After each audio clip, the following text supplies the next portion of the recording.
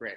So I'm recording now. Also, I'll post the share later for people on Facebook who weren't able to be here and participate live.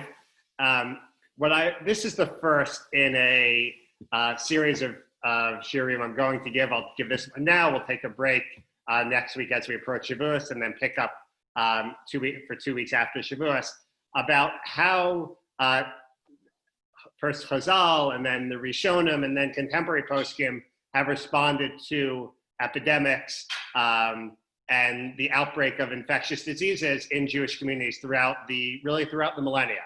And I got the idea for wanting to look into this because one of the things that I was hearing about as we all went through quarantine together and experienced the pandemic together is that people were turning to, in Italy and other countries especially, were turning to plague literature, the great Italian literature that had been written in the 14th century, in the 17th century, when there were outbreaks of the plague in Florence and Venice and other places. There was great literature that was written at that time that sort of captures that experience, and that Italians especially were turning to it for support and reassurance that they could get through it.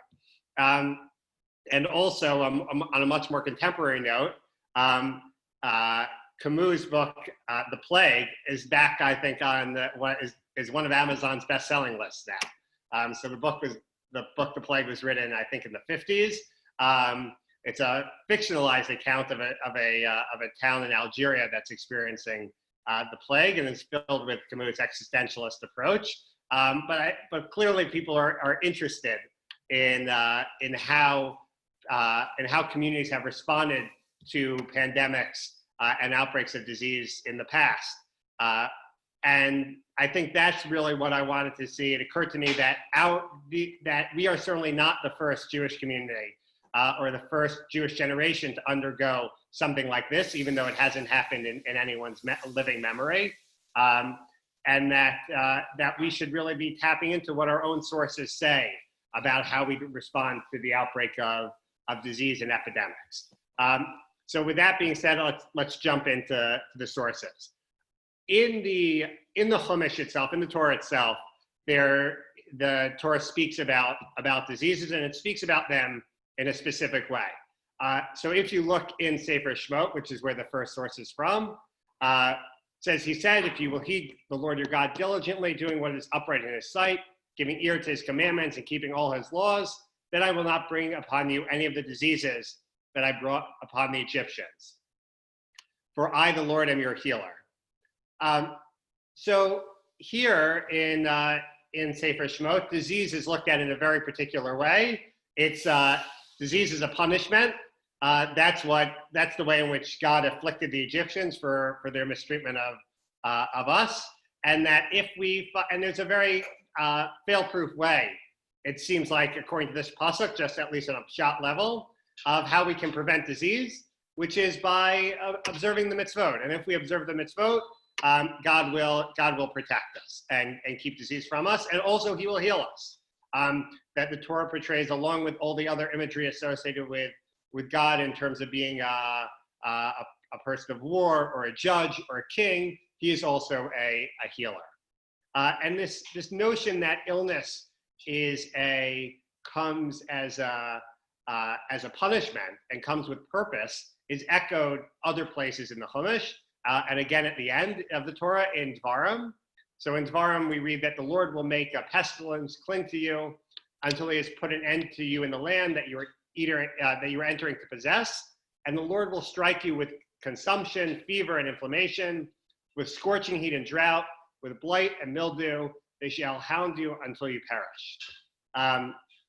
So where does this pasuk come from? This is part of the rebuke, the tochacha, and it's a warning as to what God might do to us, or what God will do to us if we fail to live up to the mitzvot. So again, disease happens, and here very specific types of disease, right? fever, inflammation, happens as a result of us failing to observe the mitzvot. And it's also interesting in that pasuk that it's not just we who are physically afflicted, but the land in a way becomes physically afflicted. The land suffers in the same sort of way with heat, with fever, that the Torah tells us we will suffer as well if we don't observe the mitzvot. And certainly this idea that that disease comes as a punishment is found in Chazal. So if you look at the Mishnah in Tani, right, and the Tani, the whole Masechet is devoted to is focused on fasting. Right? The Mishnah says that in the course of discussing when you're supposed to fast, especially fasts that aren't mandated fast or fixed fast, it talks about other times when you might fast, and the most common times when I don't know if anyone wants to hazard a guess as to, let's say, when is the most common time certainly for that Chazal imagined, especially the Tanaim who were living in the land of Israel imagined that you would fast. What would be the main reason you would fast? Someone wants to unmute. Attackers. Okay, so it's not attackers, but maybe, right? You would that would or what? Rain. Rain, yes, exactly, rain. Right. So those are the two things also that Chazal were very worried about, especially in the land of Israel. One, they were worried about being attacked by the Romans, even though by the time the Mishnah it was sort of too late for that. The Romans were already there and clearly in charge.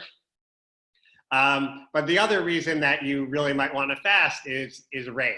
So a lot of the Mishnayot and Tani focus on when you should fast for the rain. What do you have to keep your fast if it starts raining in the middle of your fast? Questions like that. But it also addresses what to do if there's a plague. So the Mishnah says, and so to a city which has a plague or its buildings collapse, that city fasts. And they sound the blast, they sound the shofar, but those places around it do not fast. I'm sorry, but those in places around it fast, but do not sound the alarm. Rabbi Akiva says they sound the alarm, but they do not fast. Excuse me. What constitutes a plague? If in a city that can supply 500 foot soldiers and 3 deaths occur on 3 consecutive days, behold, this constitutes a plague, and less than this is not a plague. So even the Mishnah has some sort of objective criteria it's laying out for what constitutes what the translation here says is a plague. Maybe we want to say is an epidemic. Right? If the city is big enough that it can supply 500 foot soldiers, and you have 3 deaths occur on 3 consecutive days, that meets the criteria that's the per capita mortality rate that meets the criteria to call something a plague, in which case there's a specific way we respond. And that is by both fasting and blowing the shofar as an alarm, as a cry. And the places around the city that's afflicted also participate in some way. Either they fast also but don't blow the shofar, or they blow the shofar but they don't fast. But they too are connected to the suffering of the city and potentially also at risk. So they have to participate in this tshuva process that the city is supposed to undergo. And I think one of the interesting things here, both clearly in the Chumash, but also clearly in the Mishnah, is that disease, plagues, epidemics, they happen for a reason. And they require something specific from us, which is sort of the opposite of the way a more naturalistic or materialistic worldview might look at things. That for a more materialistic worldview, disease happens and it's random, and there's no lessons to be learned from it, and no sort of internal change that we're supposed to, or a reflective process that we're supposed to undergo as a result of it. I'm in the middle of Camus' book, The Plague, right now. He's of course an existentialist, And that's one of his main points, is that everyone tries to make meaning out of it, or think that it's going to transform them in a certain way. And he says it doesn't do any of that. There's no meaning to be found. And people don't change. People just become more of who they are. The good people become better. The worse people become worse. The robbers rob even more. Everyone basically stays the same. That's not how Chazal want us to look, at least, especially in this Mishnah, want us to look at disease and epidemics and plagues. They want us to say, why did this happen? And what am I supposed to do? And the first thing they say you're supposed to do is fast or do tshuva in some way, to undergo some sort of reflection process.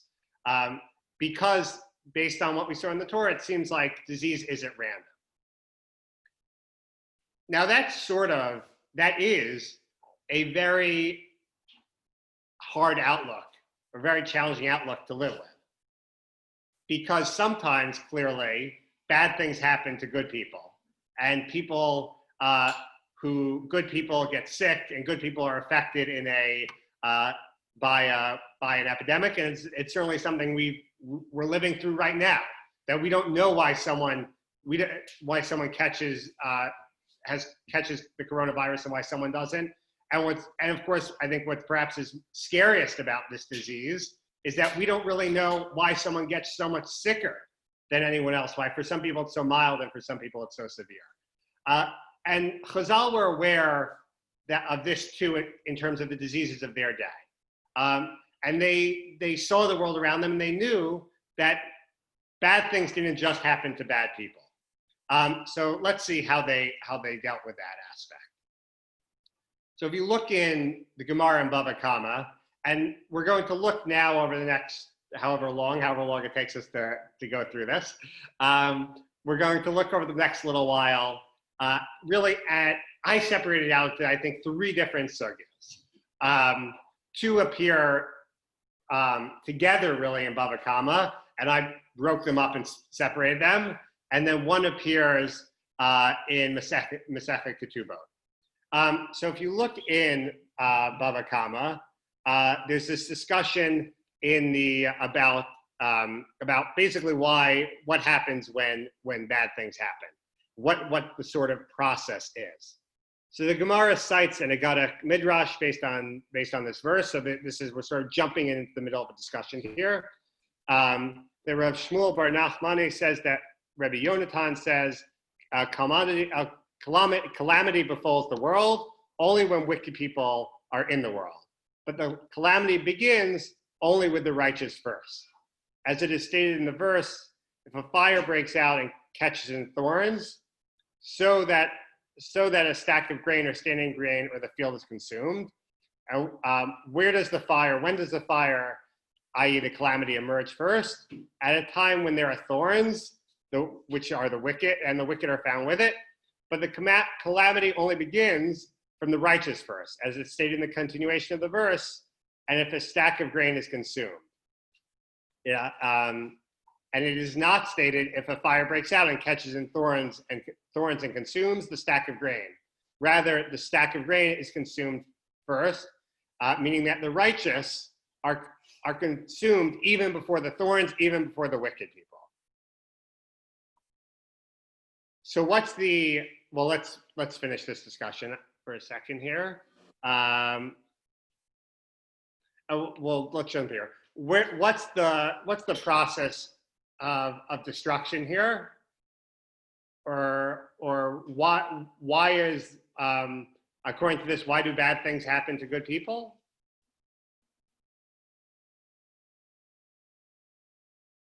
That basically God unleashes a sort of punishment into the world, but it seems like at that point the punishment goes out in an indiscriminate manner.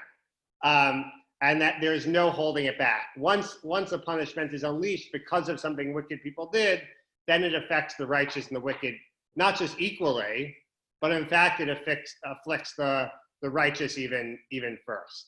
And actually, some people have sort of used a theology like this, even to explain the Holocaust and why it devastated very religious communities in Eastern Europe, some people sort of have used, especially some Haredi thinkers, some Hasidic thinkers, have sort of used a theology like this, that the righteous are in some way consumed first, that they're judged even more harshly than the wicked. So the Gemara goes on, skipping a little bit, the Gemara goes on to connect this to a plague. Rav Yosef taught a Braita. What is the meaning of that which is written with regard to the plague of the firstborn? And none of you shall go out of the opening of his house until the morning. If the plague was not decreed upon the Jewish people, why weren't they permitted to leave their house? Right? The pasuk said that we all read about as we at the Seder, and that a lot of people were thinking about this year in particular. Of course, says that the Jews were told they couldn't leave their house in Mitzrayim when the plague of the firstborn was coming through. But it doesn't really make sense, because you would think that God would know which houses to afflict and which wouldn't, or the angel would know which houses to afflict and which it should avoid. So why were they told that they had to stay in their house? And the Gemara answers that once permission is granted to the destroyer to kill, it does not distinguish between the righteous and the wicked. And not only that, but it begins with the righteous first, as it's stated in the verse, and as it's stated in the pasuk, and it will cut off from you the righteous and the wicked. Right. So again, the Gemara is citing the pasuk as a support.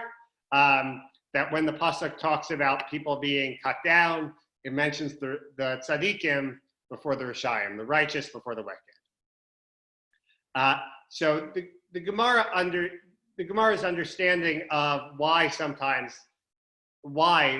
bad things happen to good people is because once punishment is unleashed into the world, at least the Gemara's understanding here, once punishment is unleashed into the world, there's sort of no holding it back. And even good people are going to get caught in the way. And that they will suffer also, not because of anything they did, but because that's the way the world is built. Rabbi? Yes. What is if Hashem's supposed to be totally righteous, so how do you explain the righteousness of unleashing it upon the just first? Or the just at all? So that's a good question. And I think there are a couple of answers. It's possible that you could say that we live in, no one lives in isolation, and that we live in community, and we're really responsible for each other. And perhaps the righteous in some way are held accountable for not doing more to try to steer those who are wicked in a better direction. However that would be possible, so that they're held to account because they do, even if in their lives they are totally righteous, they enable, or if not enable, they allow the wicked to be wicked. So I think that's one answer. Another answer might be that the righteous, because they're righteous, are sort of judged even more stringently. But I'm going to go with my first answer. I think I find that one more compelling. Right, because with the second answer, does it even pay to be righteous then? I mean, it pays to be righteous in the long run, but you're right. It seems like, and we do have sources also like this, right? We have sources that say that the righteous are punished in this world and get their reward in Olam Haba, and the wicked, in the case of the wicked, it's the reverse, which also is another way in which it is another explanation for why bad things happen to good people. And can I ask one other question? Sure. Going back to where it was, there's what constitutes a plague if there's 500 foot soldiers in the city?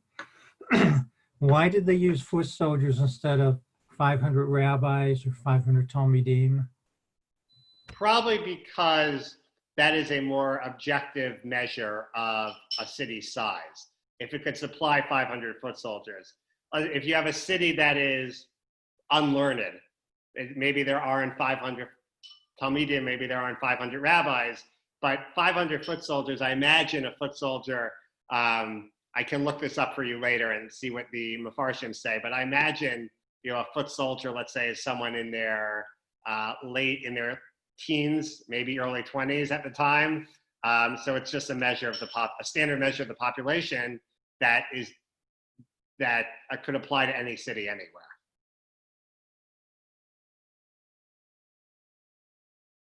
Any other questions? No. Oh, no. Or anyone else? Okay. So I'm going to put aside the Gemara in Bava Kama for a moment, and we'll come back to another part of that sugya a little bit later and look at it from a different perspective.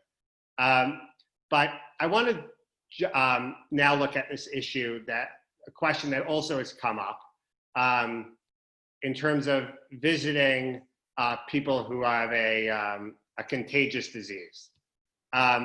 And that generally visiting the sick was something that Chazal placed a lot of emphasis on. That it's Bikur Cholim is a very important mitzvah.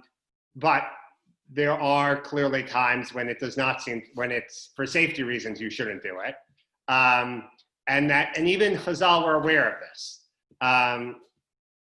So it's a bit complicated. So there was one infectious disease that Chazal were aware of, contagious disease that Chazal were aware of, was known as Ratan. And it's not exactly clear to us what it is. I don't think anyone knows what it matches up to.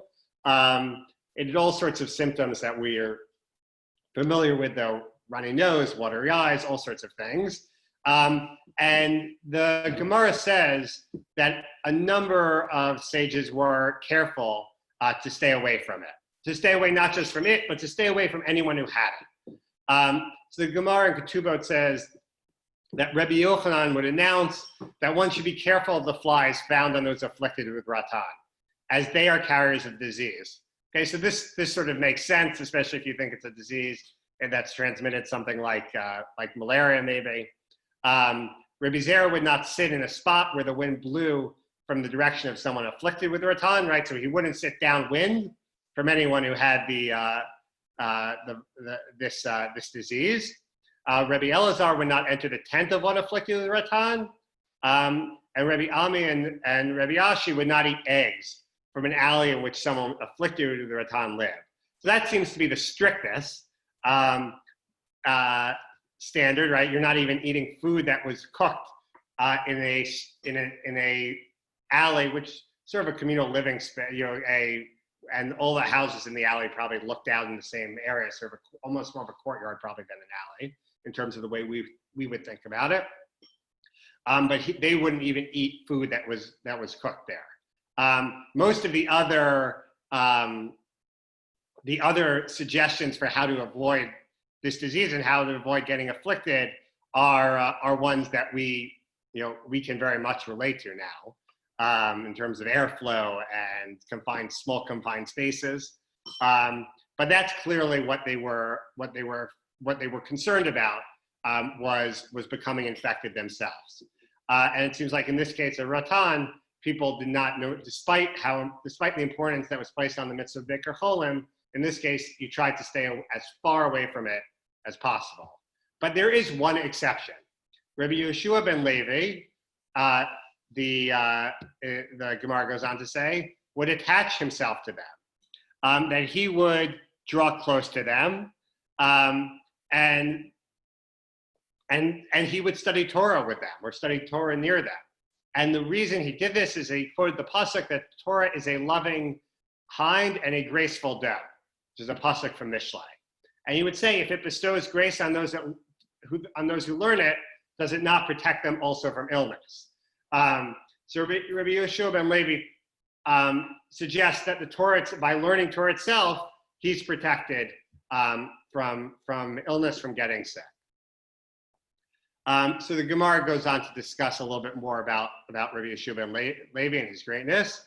And when Rabbi Yeshua ben Levi was on the verge of dying, they said to the angel of death, presumably in the heavenly court, they said to the angel of death, go and perform his bidding. Go and do exactly what Rabbi Yeshua ben Levi tells you to do, as he is a righteous man, and deserves to die in the manner that he sees fit. That he deserves to go in the way that he wants to go.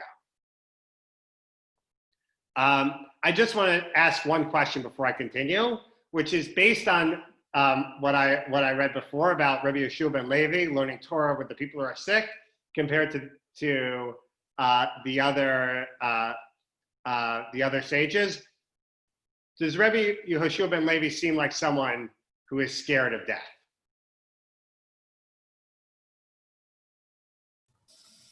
No. No. Okay, right. I'm still working on how participatory I can make Zoom. It's like it's a new world. So he does not seem like someone who is afraid of death. At this point, he does not seem like someone who is afraid of death. And I have to say, when I first read this Agadata, that was my take on him, very much on him also. There's going to be a twist, and that we'll try to discuss. Okay, so they send the Malach HaMavet, they send the angel of death to Rabbi Yeshua ben Levi, and basically, and we'll see, the angel of death went and appeared to him. Rabbi Yeshua ben Levi said to him, "Show me my place in paradise." And he said to him, "Very well." So Rabbi Yeshua ben Levi said to him, "Give me your knife that you use to kill mortals, lest you frighten me on the way." So Rabbi Yeshua ben Levi asks the angel of death, one, to show him what his place is in Olam Haba, Gan Eden, in paradise. And two, he says to him that while you're taking me there, it's going to be scary, right? If you're lurking behind me holding the knife that I know you use to kill people with, basically. The sort of spiritual tool with which the angel of death causes someone to pass away. So if I feel the angel of death's knife hanging over me, Rabbi Yeshua ben Levi says that's going to be scary, and I let me hold on to it. So the angel of death gives it to him. When he arrived there in paradise, he lifted Rabbi Yeshua ben Levi so he could see his place, right? He said, "Okay, here you go, here's a boost up," and he showed it to him. Rabbi Yeshua ben Levi jumped and fell to the other side and thereby entered paradise. So he was only supposed to get a peek before the angel of death executed his death in some way. But Rabbi Yeshua ben Levi sort of short circuits that and finds a way of jumping into paradise without undergoing the pain of death, it seems like. But the angel of death grabs him by the corner of his cloak. And Rabbi Yeshua ben Levi said to him, "I swear I'm not going to come with you. I'm not going to come back out." And the Holy One, blessed be he, said, if he, Rabbi Yeshua ben Levi, in his life ever requested the dissolution of an oath, if he ever requested to be absolved of an oath he made, he must return to this world with the angel of death. He has to go back so that he can undergo the normal process of dying.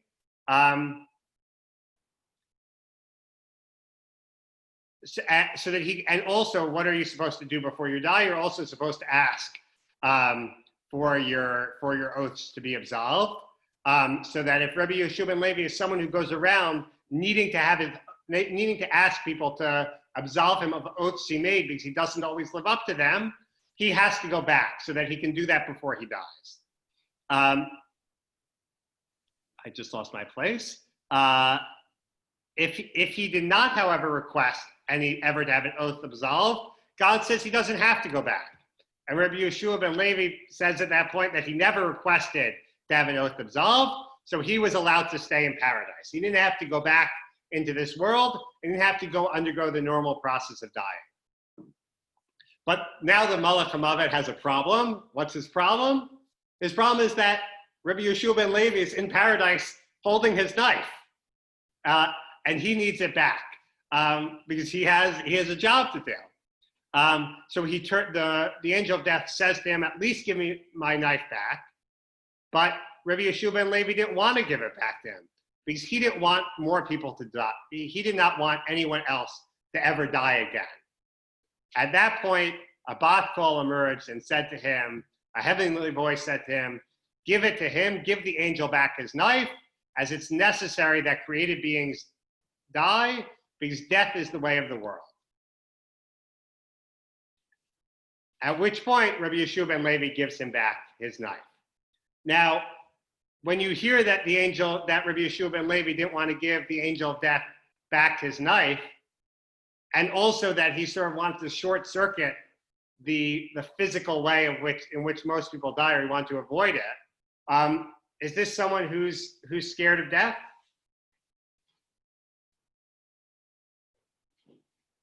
Larry, you're not sure. Rabbi, I guess he's scared of the dying process. Okay. But not of being in Olam Haba. Right, for sure. Right, for sure. He's not afraid of being Olam Haba, but he has some misgivings about the dying process. Gloria, Maybe you were he going. doesn't. yeah, I was Maybe going to he's say just that. trying to make sure no one else dies in the future. Right. Let me let Gloria jump in. Sorry. Basically, he's in a way not afraid of death, but he's afraid of it because he doesn't want that being kill him so that he can go. He wants to go whole and by himself. So that to me says he's a little bit afraid of death, and he just wants to be himself at all times and not go through the process. Right. Maybe there's an aspect to which he wants control in that way. That his Torah study gives him a sense of control when he's visiting with the sick, and so too here, even in terms of his passing, he wants to maintain that sense of control. Right. Losing control, I think, is part of what's scary about being vulnerable. Part about what's unsettling about being mortal is this sense that there are things out of our hands, and Rabbi Yeshua ben Levi wants to hold on to that knife. And also he is sort of, someone mentioned that does seem like, right, there's something altruistic about this also. It seems he wants to protect everyone also, which is another dimension to looking at it.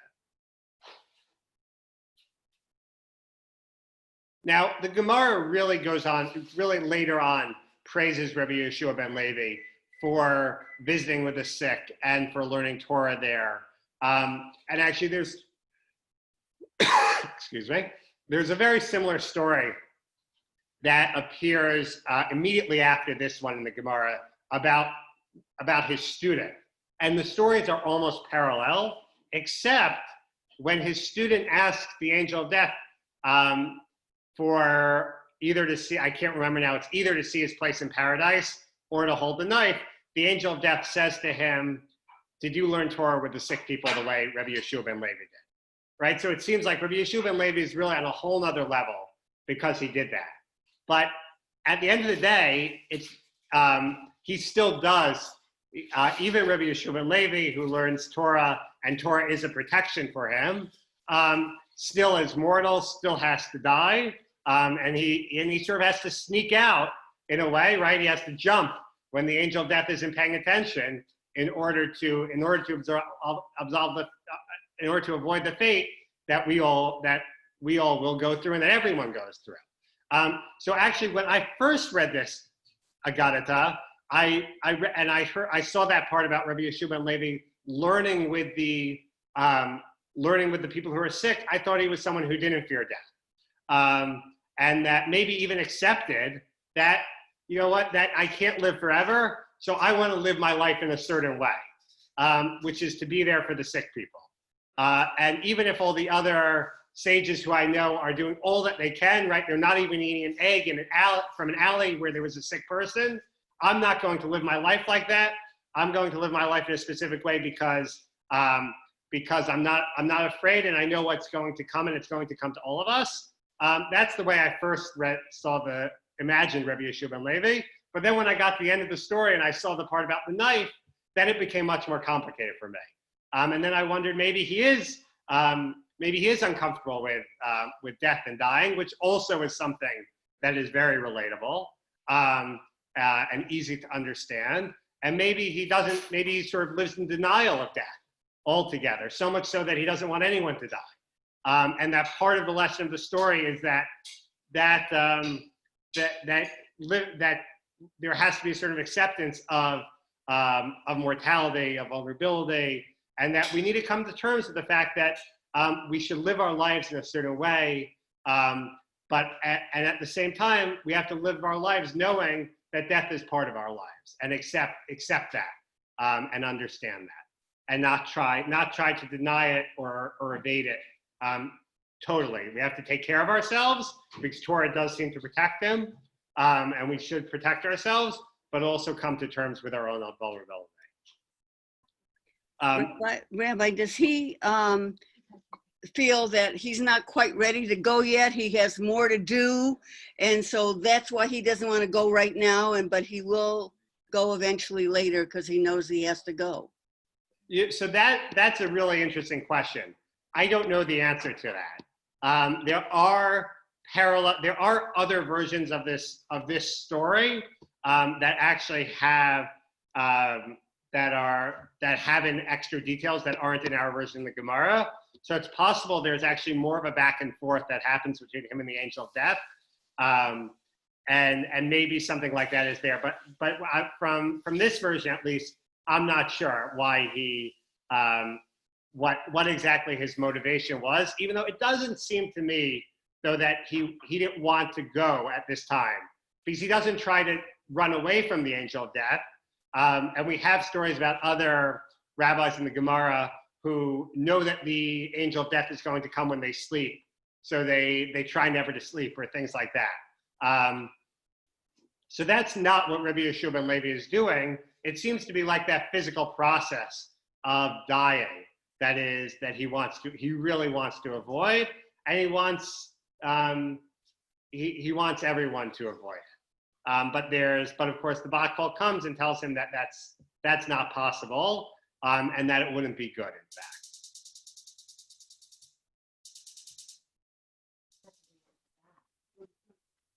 Okay, so that was really about. We're going to look at one more Agadata.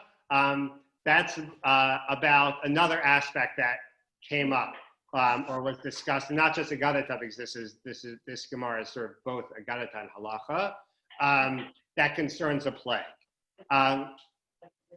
So going back now to Bava Kama, there's a discussion about what you should do. If the Gemara talks about what you should do if there's a plague in your city, and what you should do if there is a famine. I'm not sure if anyone wants to. Well, I'm not going to. The two options really in this case are either you should flee or you should stay. I guess the third option would be you. I guess one option is you stay and you change your routine. Another option is you stay and you don't change your routine. So maybe there are three options, but I think really it was generally imagined that there were two. You either stay or you go. Of course, a good example of someone who fled when there was a famine is what? Is in the story of Ruth, right? Ruth's family, Ruth's father-in-law, flees when there's a famine with his family to Moab. Okay, so that's a little bit of whetting your appetite for Megillat Ruth for Shavuos. Okay, let's see what the Gemara says here, though. The Gemara says that the Tana Rabbana and the sages taught, it's a Braita, if there's a plague in the city, a person should not walk in the, did I leave part out? Let's just see. Oh, you know what? How do I want to do this? Okay, let's do this part first, and then we'll go back. Then we'll go down, and I actually gave you information about the next source we're doing. So the sages taught that if there's a plague in the city, a person should not walk in the middle of the road, due to the fact that the angel of death walks in the middle of the road. As since in heaven they've given him permission to kill within the city, he goes openly in the middle of the road. And by contrast, if there is peace and quiet in the city, do not walk on the sides, since as the angel of death does not have permission to kill within the city, he hides himself and walks on the side. So this Gemara here, and we'll skip the rest. This Gemara here really is very similar in a way to what we saw above. That all those about how a plague works. That's actually where this source should have been, and I forgot to move it up to the top of the source sheet. But that when a plague is unleashed, it sort of goes indiscriminately through the city. and that is, and that's why you should be careful about where, where you walk. You should avoid major thoroughfares. Maybe you shouldn't go to the normal places. You shouldn't be in a shul alone. The Gemara is going to go on to say, but that's what that Gemara is after. Okay, so this is the source I wanted to look at. The sages taught, if there's a plague in the city, gather your feet, i.e. limit the time you spend out of the house. As it said in the pasuk, and none of you shall go out of the opening of his house until morning. Right, that's the verse from Sefer Shemot about what you're supposed to do when the plague of the firstborn is occurring. And it says in another verse, come my people, enter into your chamber and shut the doors behind you. Hide yourself for a little moment until the anger has passed. And it says, outward the sword will bereave, and in the chambers there will be terror. So the Gemara, though, is sort of bothered by something here.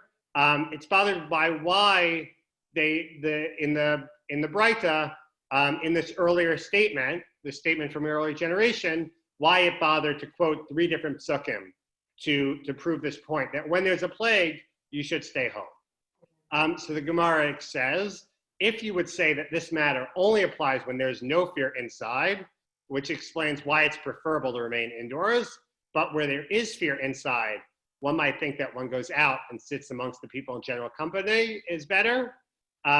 So the Gemara suggests that perhaps, and therefore the Gemara, let's finish the Gemara, therefore the Gemara introduces the 3rd verse and says, come in here, outside the sword will bereave, and in the chambers terror. This means that although there is terror in the chambers, outside the sword will bereave.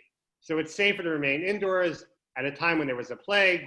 Rava would close the windows of his house, as it is written, for death is come up into our windows. Okay, so Rava even closed his windows to avoid the plague, but putting that piece aside for a moment, what's this whole bit about fear and terror doing here?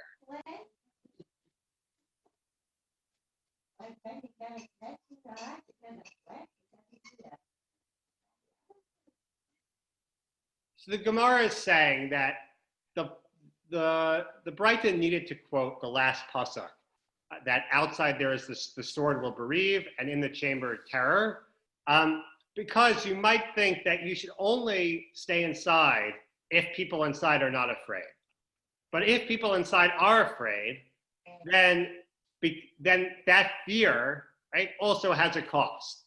Right, something that's been talked a lot about is the psychological toll that lockdowns take, the mental health toll that lockdowns take, and that this is sort of like that, right? That inside, if people are terrified or not able to handle being inside, then you might think that you're better off to be outside. And actually, the Gemara says here that that's not true in this case when there's a plague, and that's what that last pasuk addresses. That even if people are terrified indoors, they should still stay indoors, because outside there is the angel of death with his sword. So you're better off being inside where you're terrified. And it had to quote that last pasuk in order to teach us that even in a case where there's fear outdoors and people would feel less afraid if they were with other people, they still should stay indoors despite their sense of fear. That being said, this idea about the toll that fear takes is one that was picked up on by later generations as well. And the Ben Ish Chai, who lived in the late 19th century, passed away in the early 20th century. He was a posek and really the leader, a Kabbalist, a posek, one of the leaders of the community in Baghdad. Very important Sephardic posek and really scholar in general. So he has a commentary on the Gemara. And in his commentary on the Gemara, a lot of it is spent commenting on the Agadah, on these stories that we see. And he comments on this piece in the Gemara. So he relates this to something that he sort of experienced, certainly that he experienced at least secondhand in his lifetime. He says, when there's a cholera epidemic or another threatening illness, it is good to leave the town. So actually, he says, when there's a cholera epidemic, you should flee and not remain locked up in the house, because this disease will harm a person who is afraid and panic, and he will become sick because of his fear and panic.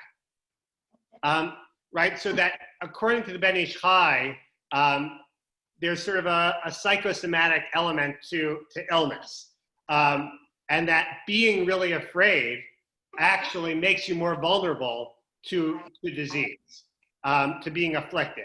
And maybe that's because when you're afraid, you act irrationally and you actually put yourself in jeopardy, or maybe also just because being afraid wears you down in some way, and the mind and body are very connected. So he says there's a well-known mashal, well-known story regarding the damaging effects of fear and panic. That once there was a cholera epidemic, and before it had already afflicted many people in the town, a man found the angel who was in charge of the epidemic. Right, man found the angel of death who'd been sent to this town, and he said to the angel, "How many lives are you going to take in this plague, in this cholera epidemic?" And the angel said, "I will kill 5,000 people." However, in the end, 15,000 people died in the epidemic. And then the angel of death then the man found the angel again. And he said to him, "Why did you lie to me? Why did you tell me you were only going to kill 5,000 people, yet 15,000 died?" And the angel said, "I only took 5,000, but 10,000 died, 10,000 got sick because of the great fear and panic that they had of the illness." So the Ben Ish Chai thought this other component of fear is also a very important one. And that fear itself can be deadly. Fear and panic can be deadly. So in his reading, I think, of this Gemara, you have to take precautions to protect yourself, and to protect not just yourself physically, but also your mind, right? He says when you flee, you should go to a place where you're not going to hear any news about what's going on. This doesn't help us because he didn't have a 24-hour news cycle or 24-hour news on TV, but we write it, and also there's no place to flee. But just this idea that you had to go someplace where you could seal yourself off, so you wouldn't just be physically protected, but also you would be sort of psychologically and emotionally protected, because you can also make yourself vulnerable to disease and illness and death if you don't protect yourself psychologically as well as physically.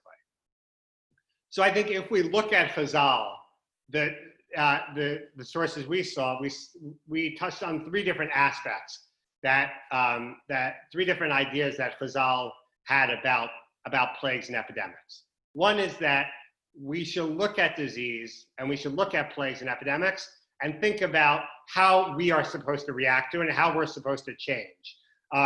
We're supposed to do a cheshbon nefesh, sort of self-accounting.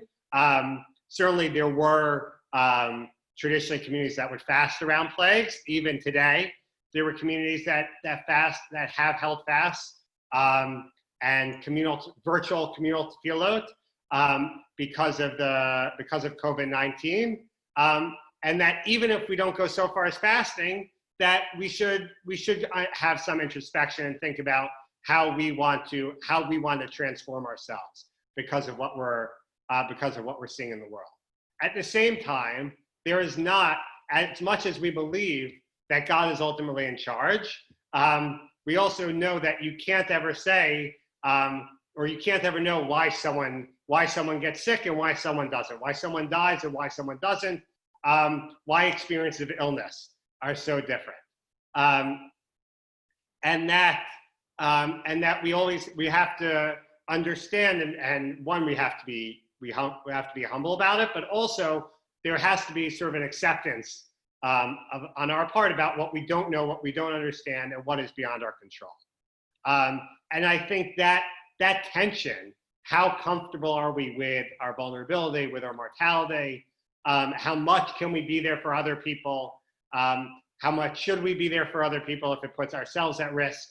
All that comes up in that Agadata that we talked about with Rabbi Yeshua ben Levi. And I think my takeaway at the end of that really is that one, about the importance as much as possible for finding ways to be there for people who are ill, for a sick, and at the same time coming to terms with the fact that vulnerability and death are natural parts of life and ultimately inescapable. And then finally, the aspect that we just touched on now, that we have to protect ourselves, not just physically, but also emotionally and psychologically. And that if we leave ourselves open, if we don't take care of ourselves, our mental health, our emotional health, then that makes us vulnerable to all the effects of a disease or a plague as well. So these are just three aspects, three major themes that I think you see in the way Chazal responded to plagues in their time that we can keep in mind as we deal with the coronavirus as well. In 2 weeks' time, I hope, God willing, we'll get together again, and we'll look at how the Rishonim dealt with epidemics, dealt really with the plague, because of course the plague really, the bubonic plague spreads across the world in the Middle Ages, late Middle Ages into certainly into the 17th century, 18th century. Is still around, so we'll deal with some sources about that. Some very interesting halachic sources also about what do you do with doctors in shul if they're treating people who have the plague. Can doctors come to shul? So that will be one example of what we'll touch on. Much more of a halachic conversation. Some very interesting tshuvot that I'm looking forward to learning with you all that. Any questions about what we covered today? Oh, what, or comments? Any comments about what we covered today?